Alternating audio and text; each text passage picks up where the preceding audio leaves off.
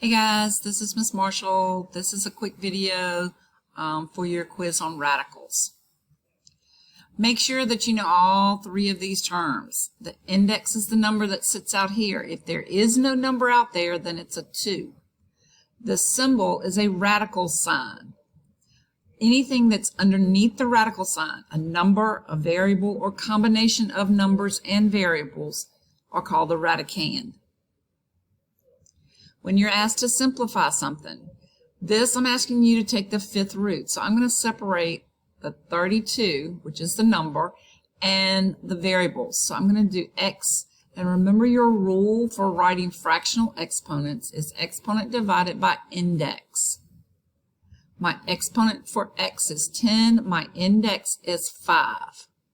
This 2 is not greater than 5, so I'm going to leave that as the square root of y squared. I can't simplify it anymore.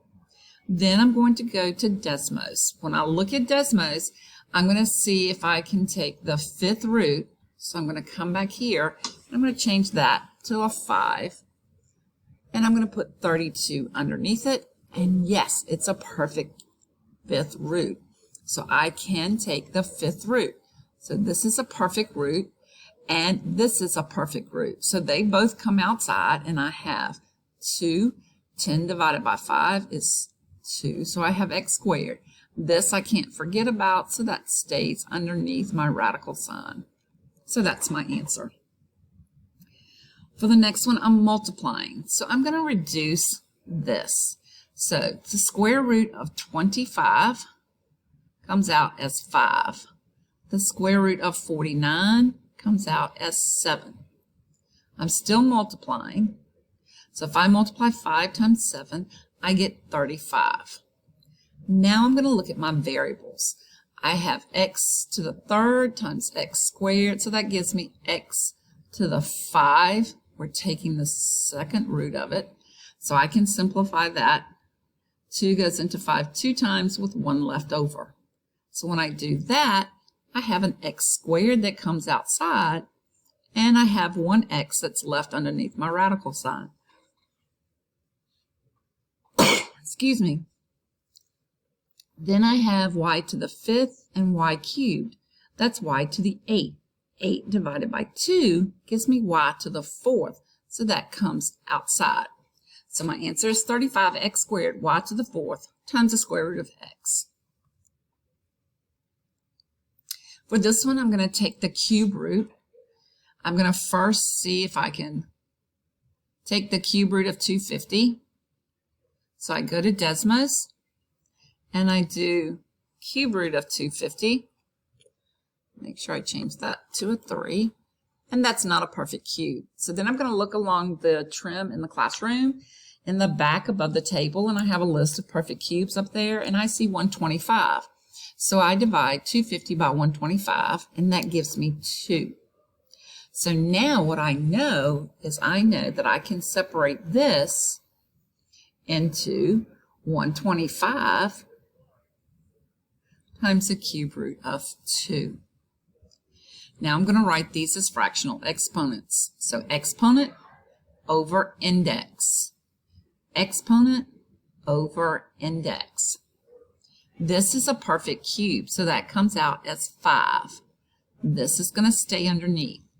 This I can reduce to 2 2/3. So the squared comes outside of the radical sign, and then I still have 2 underneath my cube root. 6 divided by 3, that is a nice whole number, so b squared comes outside. Now what I have left underneath is this, and the 2/3 for the a. So when I write that, that's going to be the cube root of 2a squared. All right? For this one, I have to have the same thing underneath my radical sign. So my radicand has to be the same, and my index has to be the same before I can add or subtract radical signs. So I'm going to break this up into 9. 27 is 9. That's a perfect square. And 3. Then I have my a and my b underneath it also. Minus 75 is 25 times 3. AB. The square root of 9 is 3. And I still have my 3AB minus the square root of 25 is 5, and I still have my 3AB. So my square root of 3AB is the same, so that's going to be in my answer. And then I simply say 3 minus 5, so that's a negative 2 on the outside. So we just subtracted those. This one I'm adding and subtracting. So this is simplified. I can't do anything else with that. So I'm just going to bring that 7xy times the square root of 3z down. I have minus 27 I can break down into 9 times 3. What's the square root of 9? That's 3. So I'm going to multiply that times my 2. So I get 6x. 3 divided by 2 gives me 1 with 1 left over. So I have 3y left underneath. Here I can't do anything. Can't simplify it. So guess what? I can't combine this anymore. This is as simple as it gets because the numbers underneath my radical sign are not all the same. For this one, we're multiplying, so we're going to use our FOIL method. So the first two terms times each other gives me 30. Then 6 times the square root of 11 gives me 6 square root of 11. And then 5 times the square root of 11 gives me 5 square root of 11. And then the square root of 11 times the square root of 11 gives me the square root of 121. Now, I can take the square root of 121, and the square root of 121 will give me 11. 30 plus 11 gives me 41. These happen to be like terms. They may not always be, but they are in this case. And so I can simply add them, and I get 11 times the square root of 11. 41 plus 11, square root of 11 is my answer. For this one, remember, when we write them as fractional exponents, it's exponent divided by index. So if we just simplify this, we get 2m to the 8 over 5. And that's just writing as a fractional exponent. If I ask you to simplify it, 5 will go into it one time. So that's 1 3/5. So if you have to write it in the radical form, that's going to be 2m, that's the 1. And then underneath the radical sign, my 2m is going to go back, and that's going to be raised to the 3rd power, because that's what's left. You could be asked to write it like this or this. Can't add unless we have the same thing underneath our radical signs. So I need to see, will 7 go into 63? Yeah, 9 times. So I have the square root of 9 times the square root of 7. The square root of 9 comes out as 3. So I do 3 times 2. That gives me 6 times the square root of 7. Now these are the same. And 3 plus 6 is 9. So 9 times the square root of 7 is my answer for that one. Again, we're adding and subtracting, so we have to see if we can come up with a common number underneath. 18, I know I can break down into 9 times 2.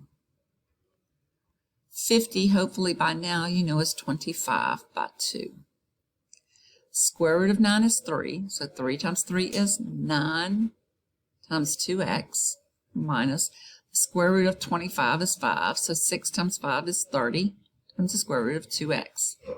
So I know I'm going to have square root of 2x in my answer, and 9 minus 30 gives me a negative 21. Now when we have fractions, we're looking at our fractions, let's simplify first. So I have 11 over 18 is 9 times 2. Square root of 9 is 3. So that looks simple. But we can't have a radical sign in our denominator, so we would have to multiply the top and the bottom by that square root of 2.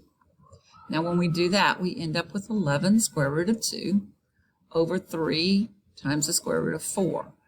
What's the square root of 4? Well, the square root of 4 is 2, and it now comes outside of my radical sign, and 3 times 2 is 6. So my final answer is 11 square root of 2 over 6. I can't reduce this anymore, so that's my answer, simplified. Here we're multiplying, right? So I'm going to go back to Desmos and I'm going to do 5 times 35. And that gives me 175. So I have the square root of 175, and x times x is x squared. So I need to simplify this. Hopefully by now you know that the square root of x squared is just x. So I'm going to bring that outside. 175 is 25, and if you need to plug it into Desmos, 175 divided by 25 gives you 7. Square root of 25 is 5. That comes outside. The x is already out there. And we have to leave the 7 underneath the radical sign. So now it's simplified. If we're dividing, first thing I'm going to try is see if 72 is divisible by 6. So I'm going to do 72 divided by 6. And that gives me 12. It's awesome. So I get the square root of 12. And 3 minus 1, if there's no number there, that's a 1. And this is x squared. All right? So 12 can be broken down into 4 times 3. And the square root of x squared is just simply x. Square root of 4 is 2, so I have 2x, square root of 3.